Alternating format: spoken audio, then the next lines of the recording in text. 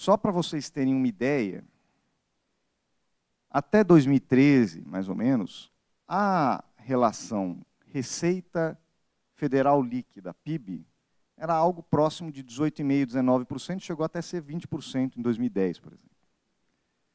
Depois tem a crise de 2015, 2016, isso cai, é evidente, né, porque você tem uma grande recessão, mas em 2019 você já está de novo próximo dos 18,5%.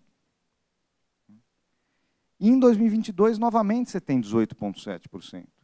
E aí muitos de nós poderiam falar, bom, então, você está falando de uma erosão da base fiscal, mas você voltou para o patamar de 18,7% da receita em proporção do PIB, Receita Federal Líquida em proporção do PIB. Em 2022, não houve erosão na base fiscal. Quando você observa a composição dessa receita, aí é que a questão aparece. Por quê? Não é à toa que a projeção da lei orçamentária para 2023 é que a arrecadação caísse para 17,3%. Uma queda de 1,5% do PIB, que só seria explicável em um cenário de recessão, de crise, e que nós estamos bastante distantes. O país está crescendo. Pode não estar crescendo tudo aquilo que nós gostaríamos, mas a projeção nossa, lá na SPE, é 2,5%, do mercado já está em 2,3%. O país está crescendo. O país cresce, mas a receita estava projetada para ser apenas 17,3%. Por quê? Porque você erodiu estruturalmente a base fiscal do Estado. E dependeu crescentemente de receitas extraordinárias. De receitas não recorrentes. E quando, obviamente, isso não é sustentável, nem do lado da despesa, nem do lado da receita. Do lado da despesa, é evidente que não era sustentável manter congelado o salário mínimo, o piso da educação, da saúde, reduzir o investimento para sempre. Isso tem um limite. Se você congela, por exemplo, o salário mínimo, como foi feito durante 7 anos, o que passa a acontecer? A distribuição funcional da renda passa a piorar. A participação dos salários na renda passa a cair. Porque as outras rendas crescem acima da inflação e a renda do salário não cresce. Quando você congela o piso da saúde, por exemplo, você, na verdade, está desfinanciando a saúde. Por quê? Porque a inflação da saúde é maior que o IPCA. A demanda por saúde pública cresce com o envelhecimento da população. E, obviamente, que o piso congelado, em algum momento, então isso era insustentável. Qual foi a nossa estratégia? Vamos recompor o orçamento dos programas sociais, do investimento público, fizemos isso com a PEC da transição. Vamos construir um novo regime fiscal capaz de, ao mesmo tempo que financia as políticas públicas recompostas, também sinaliza para a recuperação do resultado primário, porque a lógica do novo regime fiscal é aritmeticamente muito simples.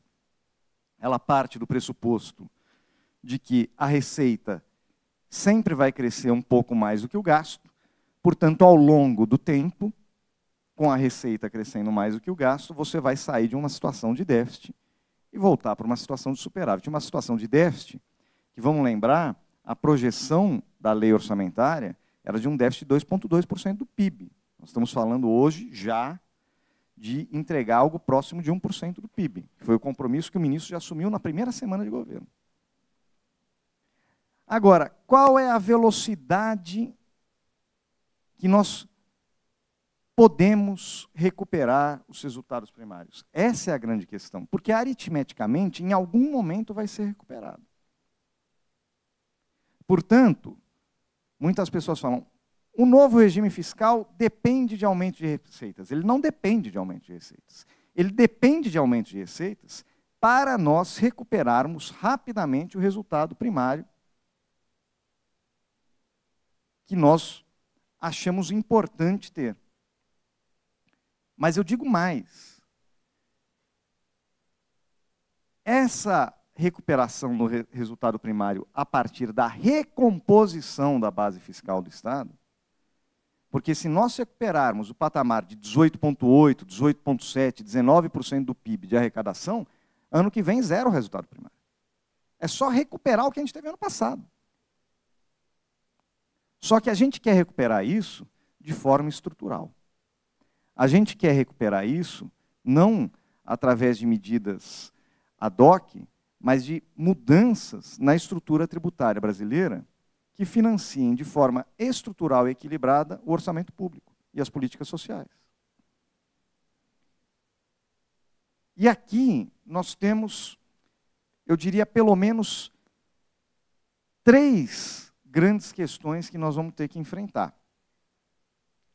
A primeira é a reversão de uma série de gastos tributários que foram aprovados nos últimos anos e foram erodindo a nossa base fiscal. E é sempre bom lembrar que gasto tributário também é gasto. Do ponto de vista macroeconômico, é gasto. E deve ser avaliado como tal. Portanto, quando falam, vocês não estão cortando gastos? Estamos cortando os gastos tributários. Por quê?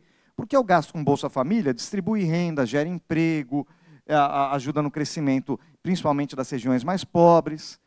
O gasto com salário mínimo é a mesma coisa. O gasto com saúde distribui renda, tem automultiplicador, tem efeito sobre o bem-estar da população, mesmo com educação, que tem efeito sobre produtividade. Agora, alguns gastos tributários não geram nenhum efeito positivo do ponto de vista econômico. E, portanto, devem ser os primeiros gastos a serem revistos.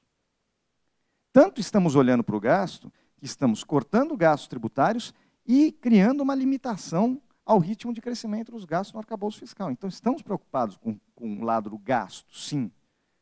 Mas o que nós estamos falando é, se nós quisermos recuperar a estabilidade fiscal, o caminho não pode ser congelando o gasto social, cortando o investimento. Isso não é sustentável. O caminho é recuperar estruturalmente a base fiscal, fazendo com que aqueles que hoje não pagam passem a pagar o seu quinhão devido.